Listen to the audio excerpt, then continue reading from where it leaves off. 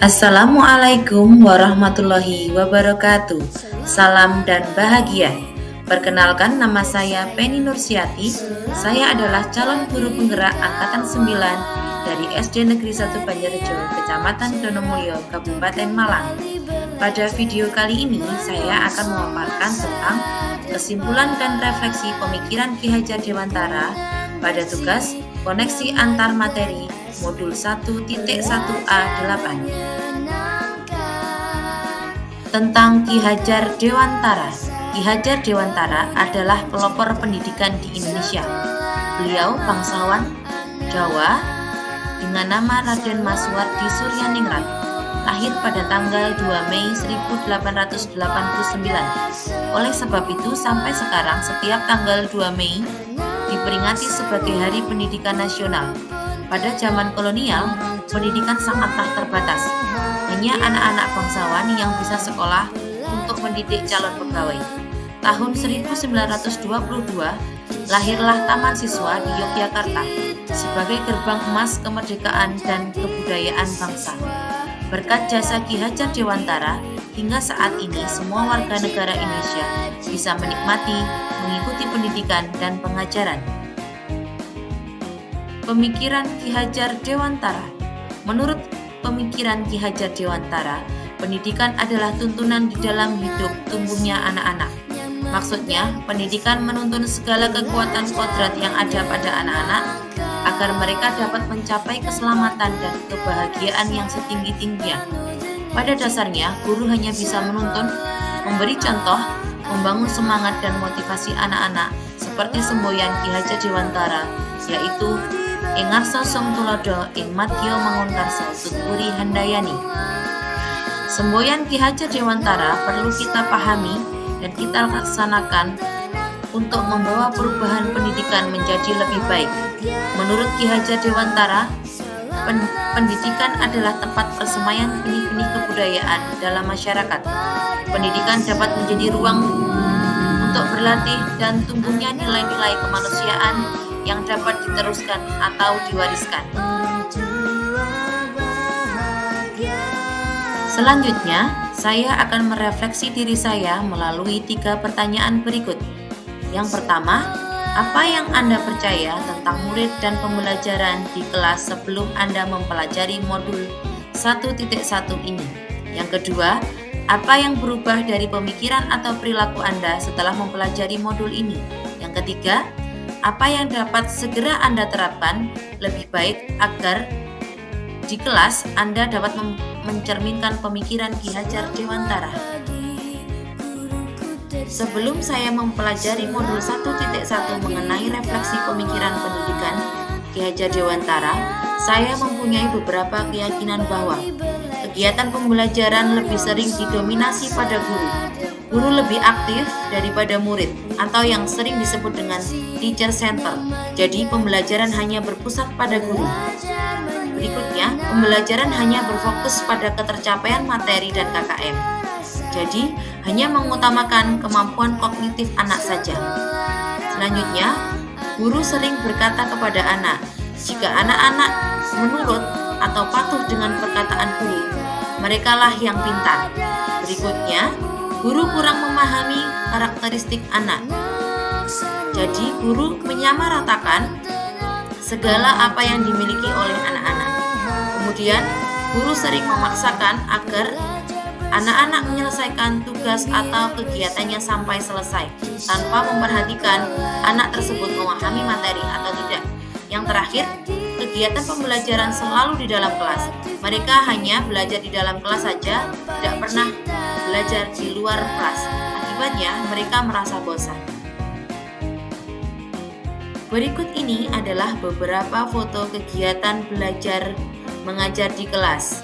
Bisa kita lihat bersama. Pada foto ini anak-anak hanya diam, tapi mereka belum tentu mengerti apa yang diajarkan atau apa yang seharusnya mereka pahami. Untuk refleksi selanjutnya, apa yang berubah dari pemikiran atau perilaku Anda setelah mempelajari modul ini? Yang pertama, memberi dorongan tuntunan terhadap segala kekuatan kodrat yang dimiliki anak agar ia mampu mencapai keselamatan dan kebahagiaan yang setinggi-tingginya. Yang kedua, menuntut segala kodrat anak untuk membangun pengetahuan dan budi pekerti agar mereka memerdekakan diri sendiri dan orang lain. Yang ketiga, menghargai dan memahami keragaman setiap anak. Bahwasanya setiap anak mempunyai sifat yang unik, yang artinya mereka mempunyai kemampuan yang berbeda-beda antara satu dengan yang lain. Yang keempat, mengemas pembelajaran secara menarik agar mereka termotivasi untuk belajar. Dan yang terakhir, pembelajaran berpusat pada murid atau teacher center.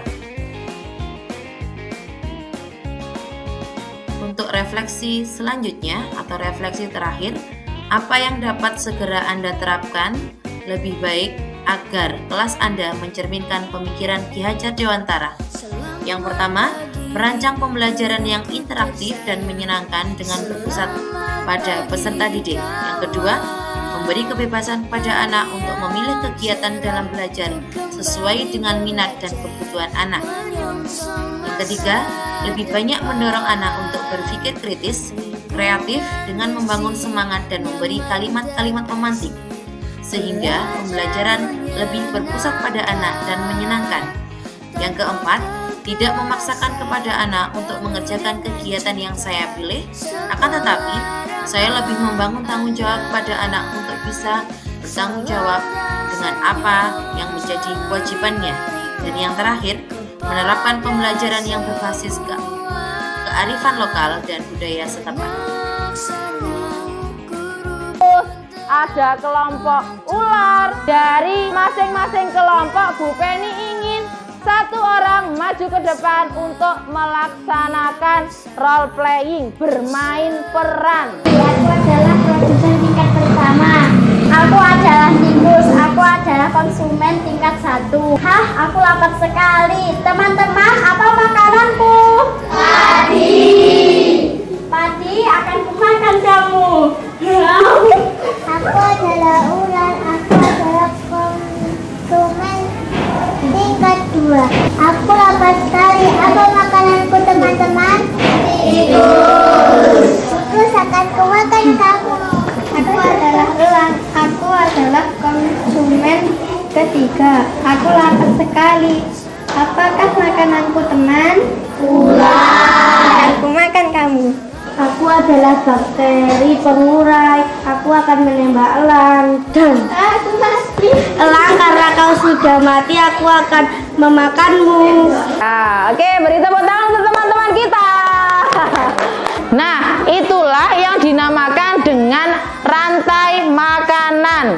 Jadi, anak-anak, apakah pengertian dari rantai makanan itu?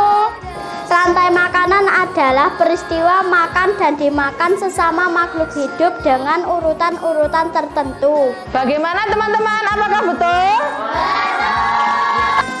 Kesimpulan yang dapat saya sampaikan, bahwasanya pemikiran Ki Hajar Dewantara harus segera dilaksanakan di sekolah, yaitu 1. Pendidikan sejatinya adalah berhamba kepada anak. 2. Pendidikan itu menuntun anak sesuai dengan minat dan bakatnya. Yang ketiga, pendidikan bukan hanya tentang nilai akademis, namun penanaman budi pekerti itu sangatlah penting. Demikianlah tadi hasil pemaparan saya. Terima kasih. Salam guru penggerak, tergerak, bergerak, dan menggerakkan.